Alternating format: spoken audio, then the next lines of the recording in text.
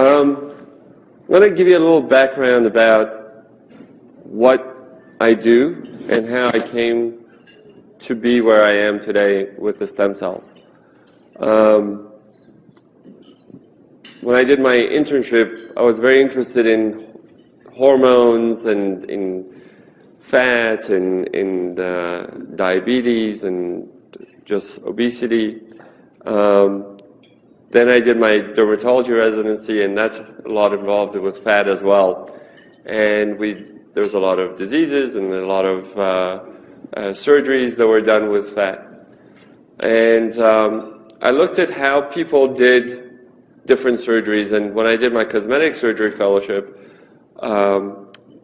we obviously learned all the traditional ways of doing surgery, and we learned from different teachers and from different doctors how they would do their treatments. And one of the treatments that I was really fascinated by was the fat grafting treatments.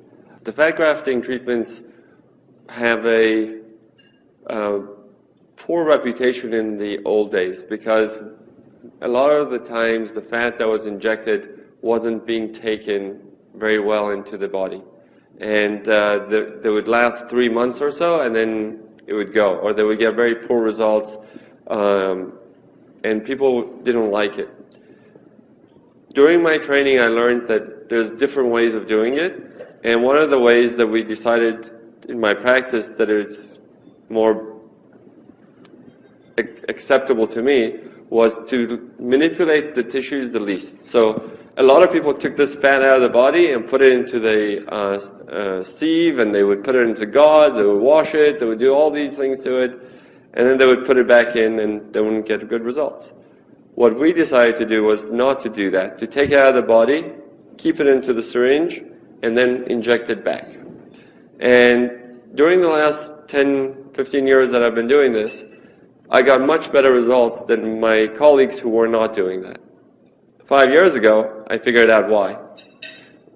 The reason that my fat was doing better and the way we were doing it, we were keeping the stem cells and we were injecting it. So we weren't getting rid of it by washing it away. So the stem cells were kept and were re-injected.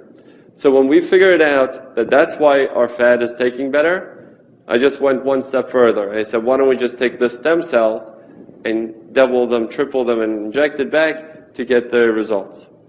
At the same time, we were using fibroblasts for doing grafts for wound care and for diabetes ulcers, and we did the same thing. We switched it from fibroblasts to stem cells from the fat. The stem cells from the fat are very unique. They're the most concentrated amount of stem cells of any body part. They are able to do many things that other stem cells are not able to do. They're able to become muscle, bone, cartilage. They're able to become the sheaths around the nerve endings without us having to manipulate them in the laboratory. That's how they're programmed genetically. That's how we're made. And the stem cells from other body parts, like the blood, the cord blood, they're not able to do the same thing. They generally become blood-derived products. So when we took these and we put it on with the wounds, we saw that the wound is healing and the skin is getting better. And when we started doing the stem cell lift and we doubled and tripled our stem cells, we also saw that the skin was getting better. And let me show you some of these pictures so you see why it works, and then I'll talk about how this translated into what Jeunesse is and why it works. Trying to get that. Okay, so here is someone who's lost volume in their face. A lot of times in the old days we used to think, oh, this is because she's got bags under her eyes. Well, everybody has bags under their eyes because that's the fat that supports your eyeball. Okay? When we change our weight, when we lose weight, when we age, we lose this fat on our cheeks, and then that fat under the eyes protrude a lot more. The concepts are changing in cosmetic surgery. It's not just pulling and making things tighter, but filling and making it more volume, giving it the useful look. And when you do that, you transform this person into a much younger, healthier looking person. This is 12 days out. So she's not bruised, she's able to go out, she's able to do things that she would normally do. You were not able to do this with traditional surgery. She would need an eye surgery, she would need a cheek implant, a lot of things that we don't do anymore. So the stem cells are just starting to work. It's going to take about 3 months for those stem cells to incorporate into the tissues and to continue to give her improvement. Here's another patient, and she's got a lot of hollowness here. She's an avid runner. She's a marathon runner. She has lost a lot of the volume in her face because she's just very athletic. So when you put it back in 4 days later, she looks much more youthful. And if you look at her nose and you look at her lips, which I didn't actually touch, the proportions have changed, and she looks a lot more balanced. The proportions to her nose and cheeks makes her nose look smaller, but we didn't really touch it. Here's someone who had a facelift 10 years ago. They didn't like the way they looked. They were always on TV, but they were being told they look tired or they don't look as healthy or as young. And I put the stem cells here and here. And basically, again, I didn't touch her lips and I didn't touch her nose. And she's much more youthful and much better. And this is 2 years out. So she's gotten very good results. She looks very natural. You wouldn't see her in the street and say she has had plastic surgery. And one other thing we did for her that she had kids, and since her kids, she didn't enjoy things the way she did before. So we took those stem cells and we injected it actually into the vaginal canal. So she got a rejuvenation down there as well. Her comment was there should be mandatory for anybody after kids. Okay, this is what I have the passion. This is a patient who has skin cancer, and you just saw the video for him. He couldn't get anybody to fix him using traditional reconstructive surgery because there was no blood vessels here. All the radiation had killed off his blood vessels. Every time they would try to cut this, it would start to die off. They couldn't fill it because it would start to die off. The skin didn't have enough blood flow to it. What we did was bring in the stem cells from the corner, if I can get this, from here, and we put it in and filled it gradually, building in all that blood vessels. It took me 2 years to do this. But when you touch his jaw down, it's hard. When you touch up here, it's soft. I didn't do that. That's the stem cells. They know what to do.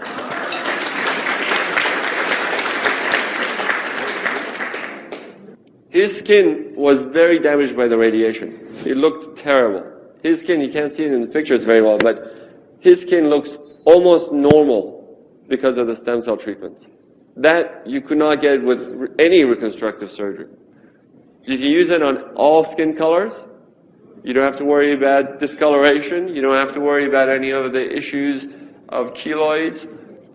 Here's someone who didn't have a lot of jaw over here, and she wanted to get a jaw implant. And she came to me and I said, we can do this without doing an implant. And we did it with the stem cells, and this is right after. And I've seen her back a few times and she looks fantastic. I mean, it's her jaw. It will move the way and it will change with you over time. It will age with you. It will always look in proportion to your body. Here's another patient. She had some aging issues. She had lost some volume. But what really struck me was the skin. Look at the texture here and look at the texture here. That is just doing it with the stem cells. That's just how the stem cells communicate and tell the skin to rejuvenate. Here is somebody who has a lot of sun damage. She doesn't have a very good jawline. She doesn't have a very good jawline. Here we did the stem cells. She got her jawline back. Her skin here is much improved, but is not a miracle. we're not going to go and reverse everything, okay? Her skin is better, but you will not be able to improve the skin and get everything like this like just doing a facelift. Because you would tighten it, you would make it tighter, but all these lines still would be there. Because these are creases in the skin.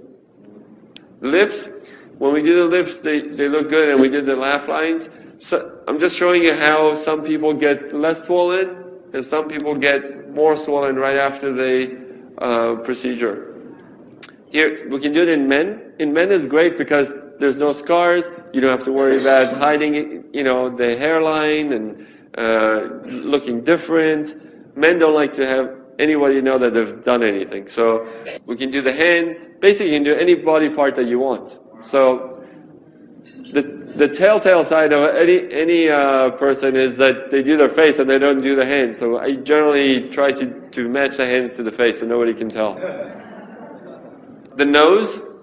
Here's someone who didn't like her nose and had a little bit of loss of volume here, and she had everything fall down. And we did her nose and her under eyes, and everything got lifted. Her nose is straighter, but it doesn't look bigger because the proportions are changed. It actually looks smaller than over here. So everything is but proportions, volume. The whole concept is changing to this. And all this without any surgery. I mean, she got off the table and she went. She was my nurse. She went back to work. Yeah. Exactly. And that's how we got to here. By doing all those treatments, we saw how the skin got better. By doing the burn victims and doing the ulcers, we saw that the skin is getting better and it's healing better. And in the laboratory, when we were growing all these cells, we saw that these cells communicate with one another. And when we look back into all the clinical and data that we have, and we look back into the studies done on different things, I don't know if you guys have heard of Lattice and all these eyelash things that they came out. They're basically all because of prostaglandins. Okay, they took all these things that the cells produce, and they said, oh, this one does this one does this, and it's all chemical reactions. So here we took LUMINESCE in the laboratory. The cells that we put in are stem cells, and when you put them in the laboratory, they're talking to each other. When they're talking to each other, they use a language called chemical language. Our bodies use chemical language to talk to each other. Our cells use the chemical language. We use words, and our cells use chemicals.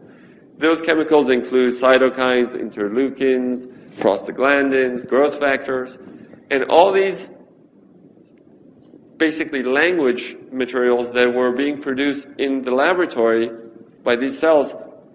We took them and we bottled it. So there's no cell in here. This is not a live tissue, but this is a live product. Okay? There's a difference. There's no cells in here, but everything that's in there is produced by a cell. And when you grow these things in the laboratory, no two cells are alike, just like no two people are alike.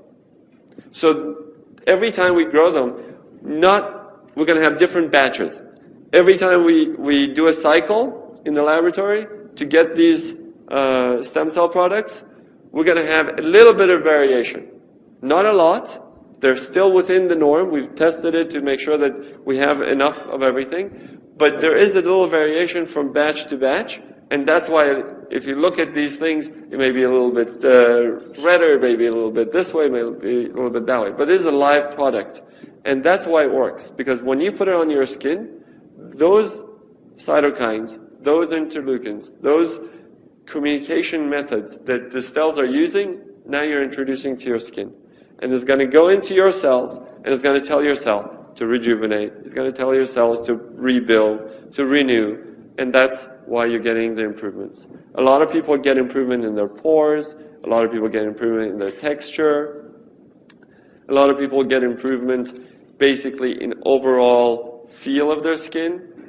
And it takes time for these cells to replicate collagen. It takes 3 to 6 months to see the results. But people feel the change much sooner. And when we look at the data that we have, you've seen most of these things. So people saw, 88% saw that their skin got better, 75% saw that the texture was smoother and nicer, 70% saw that there was firmer, but that takes a little bit longer, and the fine lines got better. Not the deep lines, the creases that I showed you that I couldn't even do with surgery, but the fine lines will get better. We have some testimonials from patients who had used it for different things. This woman got a burn. 8 days later, with the LUMINESCE, she's much, much better, and she's healing.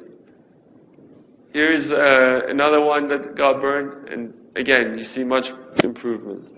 I've seen improvement in patients with rosacea, with acne, with all sorts of inflammatory processes that when you put LUMINESCE on, it goes in and it reduces the inflammation because that's what the cytokines are doing.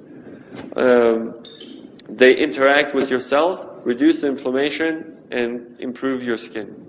So that's where we are today with LUMINESCE.